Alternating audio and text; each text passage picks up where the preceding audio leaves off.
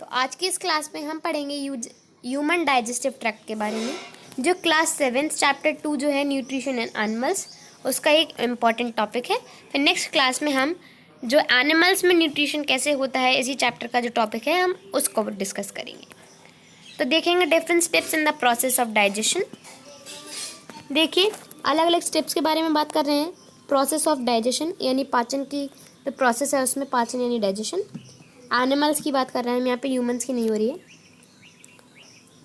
Ingestion क्या होता है? The process with an organism take the food inside is known as ingestion, यानी किस प्रकार से कोई भी जीवाणु या ऑर्गेनिज्म अपने अंदर फूड को लेता है उसे हम इंजेशन कहते हैं। जो ह्यूमंस होते हैं वो लेते हैं हैंड से, जो काउ लाइक एनिमल्स होते हैं वो लेते हैं टंग से। तो अलग अलग एनिमल्स अलग अलग तरीके से लेते हैं। Digestion, the process in which the food is breaked into small soluble substance with the help of digestive juices is known as digestion, यानी किस प्रकार से जो फूड है वो छोटे छोटे पीसेस में ब्रेक होता है उसको हम डाइजेशन कहते हैं। ये फूड है, ये छोटे छोटे पीसेस में ब्रेक हो रहा है, ये देखिए, तो इसको हम क्या कहेंगे? Digestion. Absorption, the process by which the small particles of food absorbed by the blood is known as absorption, यानी वो प्रोसेस जिसमें जो छोटे छोटे पार्टिकल्स हैं वो ब्लड के साथ मिक्स हो रहे हैं उसको हम अब्जॉर्प्शन कहेंगे। Assimilation, the process by which the blood in which the complex soluble food is mixed is transported to all parts of the body is known as assimilation, यानी वो प्रोसेस जिसमें जो ब्लड है, जो हमने पहले पढ़ा अब्जॉर्प्शन में, तो जिस ब्लड में फूड मिक्स हो चुका है वो ब्लड पूरी बॉडी पार्ट्स में जाता है, उसे हम एसिमिलेशन कहेंगे। अब इसमें एक और प्रोसेस होती है जो है egestion. The process by which the undigested food is remove from the body is known as egestion, यानी हमारी जो 4 प्रोसेसेस हमने पढ़ी हैं, तो अब यहाँ तक जो भी फूड अनडाइजेस्टेड यानी जो अभी तक पचा नहीं है वो कैसे रिमूव होता है बॉडी में से, इस प्रोसेस में बताते हैं, तो वो है ईजेशन। अब हम पढ़ेंगे digestive tract of humans. Nutrition in human, the alimentary canal और digestive tract begins at the buccal cavity and ends at the anus. हमारा जो एलिमेंट्री कैनल जिसको हम डाइजेस्टिव ट्रैक्ट कहते हैं वो कहाँ पे शुरू होता है? ब्यूकल कैविटी पे, और एंड कहाँ पे होता है? एनस पे। Alimentary canal consist of following organs, ये जो 6 ऑर्गन्स है ये उससे कंसिस्ट होता है। फर्स्ट ओरल कैविटी या buccal cavity, second oesophagus, third stomach, fourth small intestine, fifth large intestine and anus. अब इनमें से जो बकल कैविटी है उसके मतलब वो किससे कंसिस्ट है इसमें हम आगे वीडियो में बताएंगे। बकल कैविटी और oral cavity. Buccal cavity consist of teeth, tongue and salivary glands. Buccal cavity किससे बनी होती है? Teeth, tongue and salivary glands. Teeth के 4 टाइप्स होते हैं। इंसिसस, ब्लेड लाइक स्ट्रक्चर, यहाँ पे ब्लड लिखा है लेकिन it is blade like structure, helps in cutting the food, जो खाने को काटने में मदद करते हैं। Canine helps in tearing the food. अब खाना जब कट चुका है, ये खाना है ये कट चुका है, किसकी मदद से? इंसिसस की मदद से। अब जो कटा हुआ खाना है ये बचा है इसका आधा, अब इसको हमें टीयर करना होगा यानी फाड़ना होगा, तो कौन फाड़ेगा इसे? कैनाइन। फिर प्रेमोलर, ये जो कट चुका है यानी अब इसका हाफ है ये, अब ये कट चुका है तो इसको छोटे छोटे पीस में ब्रेक करने का काम प्रेमोलर का होगा। फिर जो बचा पार्ट होगा इसका, जो बचेगा उसको भी काटा जाएगा, और वो कौन काटेगा? मोलर्स। तो ये हमारे 4 टाइप्स के टीथ हैं, इंसिसस, कैनाइन, प्रेमोलर्स और मोलर्स। अब हमारा जो सेकंड है वो टंग है। पहले हम देखते हैं ये कैसे दिखते हैं। ये हमारे इंसिसर हैं, ये कैनाइन है। देखिए कैनाइन एक कितने शार्प होते हैं, जो मतलब हमें फूड को फाड़ने के लिए मदद कर रहे हैं। फिर ये स्ट्रक्चर हमारा प्रेमोलर्स में होता है और ये स्ट्रक्चर हमारा मोलर्स में होता है। और ये तो आप एक बार घर पे नोटिस कीजिएगा कि आपके टीथ कौन से प्रेमोलर हैं, कौन से मोलर हैं, एंड कैनाइन एंड इंसिसर। तो इससे आपको आपकी जो आइडेंटिफाई की जो स्किल है वो बढ़ेगी। Next is tongue and its function. Tongue यानी जीभ जो होती है उसकी बात हो रही है। It is a fleshy like structure, fleshy like structure होता है, वो हमें स्पीकिंग यानी बोलने में मदद करता है। Mixing the food with saliva, लार के साथ यानी जो सलाइवा होता है उसके साथ फूड को मिक्स करने में हेल्प करता है। और the tongue has taste buds, जो टंग होती है इसमें टेस्ट बर्ड्स होती हैं which helps in tasting the taste of food. Food का कैसा टेस्ट है हम कहते हैं it is spicy, it is sweet. तो कैसे पता चलेगा, हमारी टंग बताएगी। लेकिन टंग में क्या होती है, टेस्ट बर्ड्स। तो टेस्ट बर्ड्स जो होती हैं वो हमें डिटेक्टिंग में मदद करती हैं कि कौन सा फूड है वो किस प्रकार का यानी किस टेस्ट का है। अब एक फ़ोटो देखेंगे हम, पहले डिफरेंट टेस्ट देख लेते हैं।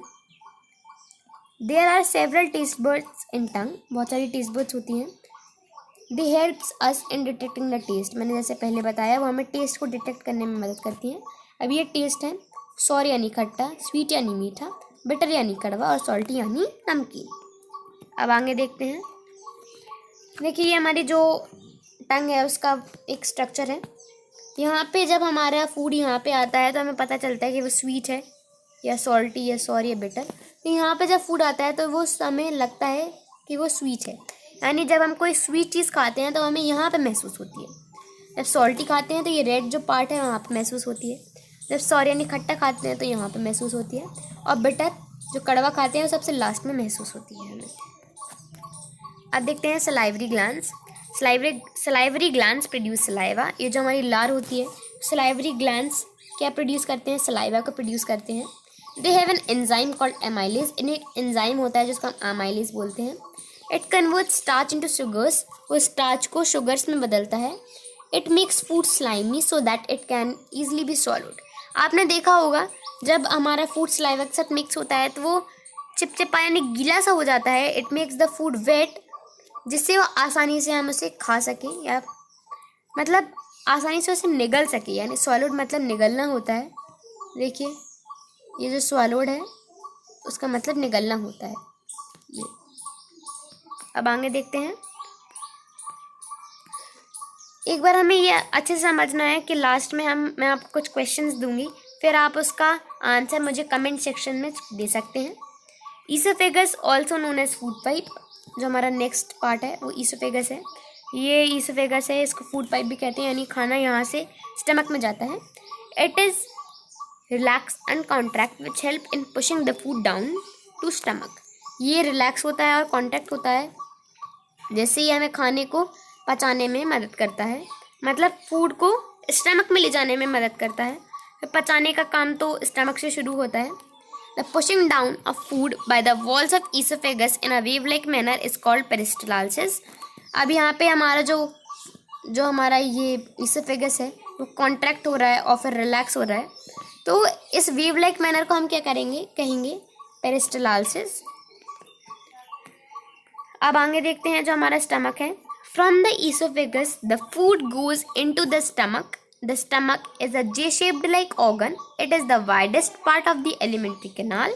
The inner walls of stomach has gastric glands. These glands have three juices: hydrochloric acid, mucus and pepsin. देखिए अब हमारा जो ईसोफेगस था उससे खाना स्टमक में चला गया। तो स्टमक कैसा था, जे शेप्ड लाइक स्ट्रक्चर था। ये देखिए ये जे शेप्ड बना रहा है।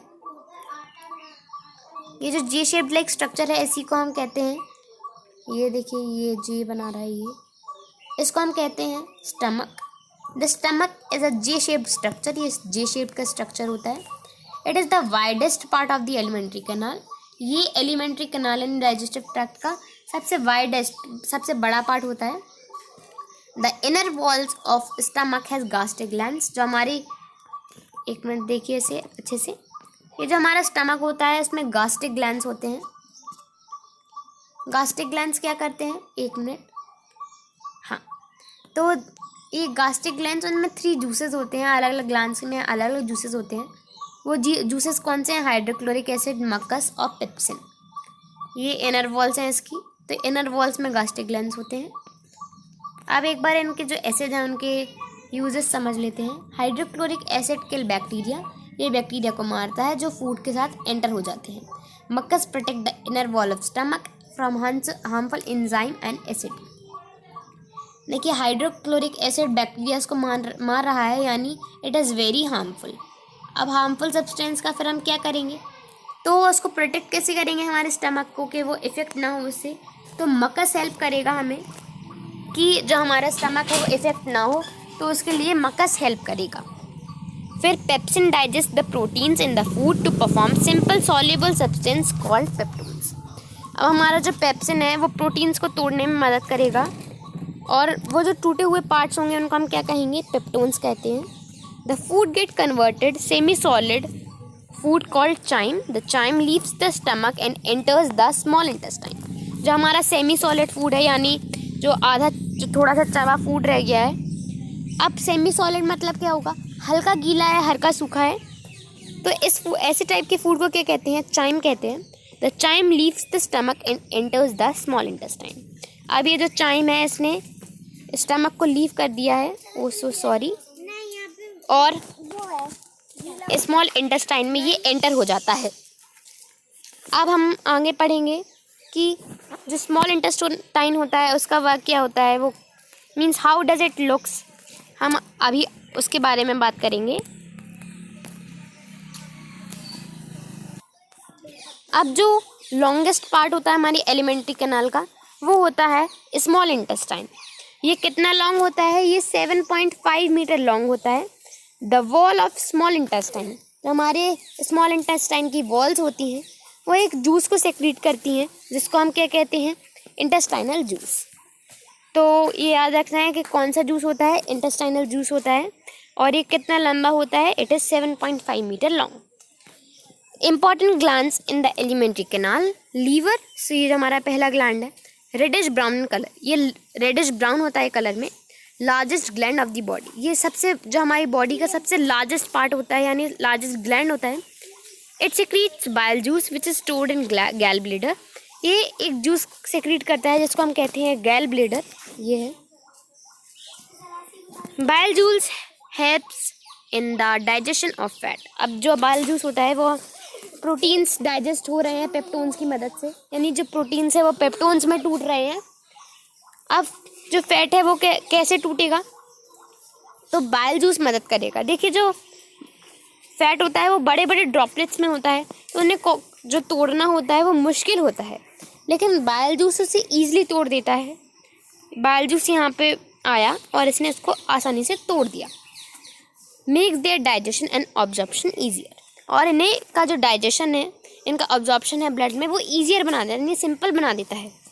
Pancreas cream colour gland, cream colour का ग्लैंड होता है, located just below the stomach, stomach के जस्ट बगल में होता है। It's pancreatic juice and release it into the stomach. ये क्या सेक्रेट करता है, पैंक्रियाटिक जूस, और इसे इंटेस्टाइन में रिलीज कर देता है। अब ये कौन से इंटेस्टाइन की बात हो रही है, क्योंकि अभी तो हम बात कर रहे थे जो हमारा स्मॉल इंटेस्टाइन है उसके बारे में। तो ये यहाँ पे releases it into the intestine, ये इसमें इंटेस्टाइन हमारे बात हो रही है लार्ज इंटेस्टाइन की। अब देखते हैं कि कौन सी चीज़ किस में टूटती है। जो कार्बोहाइड्रेट्स होते हैं वो ग्लूकोज में टूटते हैं, फैट फैटी एसिड, और प्रोटीन अमीनो एसिड। ये लर्न करना है आपको, जो कार्बोहाइड्रेट हैं वो किस में टूटते हैं। The absorption in the small intestine, देखिए विली के बारे में बात कर रहे हैं, तो ये क्या है, ये अब्जॉर्प्शन कराती है स्मॉल इंटेस्टाइन में। The process of absorption occurs in the small intestine. The inner wall of the small intestine has millions of finger-like projection called villi. तो अब हमारा विली क्या होता है, ये स्मॉल इंटेस्टाइन में होता है। फिंगर लाइक प्रोजेक्शंस होते हैं, देखिए फिंगर जैसा है।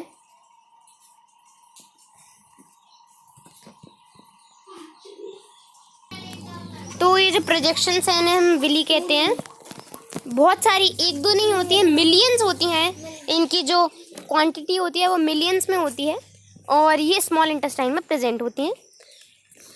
Removal of undigested food.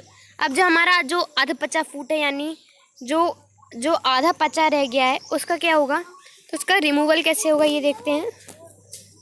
The food that remains digested and absorbed passes from the small intestine into the large intestine. अब जो हमारा अनडाइजेस्टेड फूड रह गया है वो स्मॉल इंटेस्टाइन से लार्ज इंटेस्टाइन में पास कर जाता है। लार्ज इंटेस्टाइन इज़ वाइडर, वो वाइडर होता है यानी बहुत बड़ा होता है, लेकिन छोटा होता है किससे, स्मॉल इंटेस्टाइन से। स्मॉल इंटेस्टाइन का जो लेंथ होती है वो 7.5 मीटर होती है, जबकि इसकी सिर्फ 1.5 मीटर होती है। तो ये जो हमारा स्मॉल इंटेस्टाइन है वो 6 मीटर लंबा होता है। नाउ इसके जो हमारा लार्ज इंटेस्टाइन होता है उसके 2 पार्ट होते हैं, कॉलन और रेक्टम। Absorbs the water. अब ये जो रेक्टम होता है और कॉलन होता है वो जो हमारा वाटर होता है फूड का उसको अब्जॉर्ब कर लेते हैं, और उसका जो नमक होता है उसको भी अब्जॉर्ब कर लेते हैं। इससे जो फूड है बिल्कुल सॉलिड बन जाता है। और ऐसे सॉलिड फूड को क्या कहते हैं? फेसेस कहते हैं। ये देखिए faces and stored in rectum. फिर ये रेक्टम में स्टोर हो जाता है। फिर जो फेसेस होते हैं वो बॉडी से रिमूव होते हैं एनस से, और इसी प्रोसेस को हम क्या कहते हैं? एडिशन कहते हैं। अब हम अननोन फैक्ट्स जानते हैं। Fats in goat milk are much simpler than in cow's milk. यानी जो फैट्स होते हैं वो हमें पता है कि बहुत ज़्यादा बिग ड्रॉपलेट्स में मौजूद होते हैं, लेकिन जो गोट्स के फैट होते हैं, जो फैट होते हैं वो काऊ के मिल्क से ज़्यादा सिंपलर होते हैं।